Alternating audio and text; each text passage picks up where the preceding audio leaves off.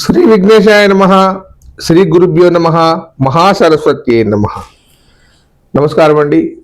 2026 నూతన సంవత్సర శుభాకాంక్షలు చెప్తున్నానండి.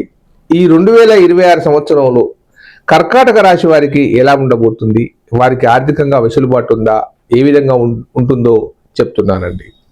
ఈ కర్కాటక రాశి వారికి ఆదాయం 2, వ్యయం 11, రాజపూజ్యం 4, అవమానం 7. మరొక మాట చెప్తున్నాను, ఆదాయం 2, ఖర్చు 11, రాజపూజ్యము 4, అవమానం 7. వీరికి వివాహ బలం లేక చాలా ఇబ్బంది పడుతున్నారు. వివాహాలు కాక చాలా కుటుంబంలో చాలా మంది ఇబ్బందిగా దుఃఖపడుతున్నారు. వీరికి ఒక మంచి శుభవార్త అండి. నవంబర్ డిసెంబర్ మాసంలో గురు సంచారం వల్ల, నవంబర్ డిసెంబర్ మాసంలో గురు సంచారం వల్ల వీరికి వివాహ యోగ్యత బాగా వస్తుంది.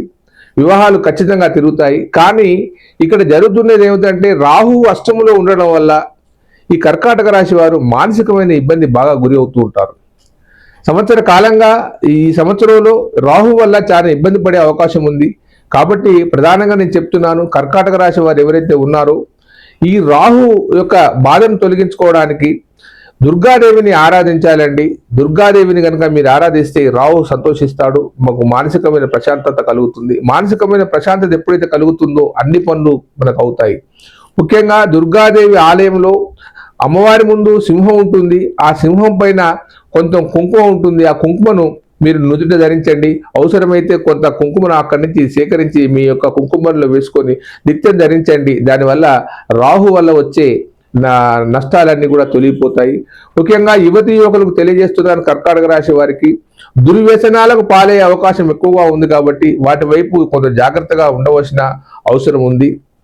దాంతోపాటు ప్రేమ వివాహాల పట్ల ఆకర్షితులయ్యే అవకాశం ఉంది. కాబట్టి ఆ జోలికి మీరు వెళ్లకుండా జాగ్రత్తగా ఉండవలసిన అవసరం ఉంది. ఉద్యోగాలలో కష్టాలు రాబోతున్నాయి 2026 సంవత్సరంలో.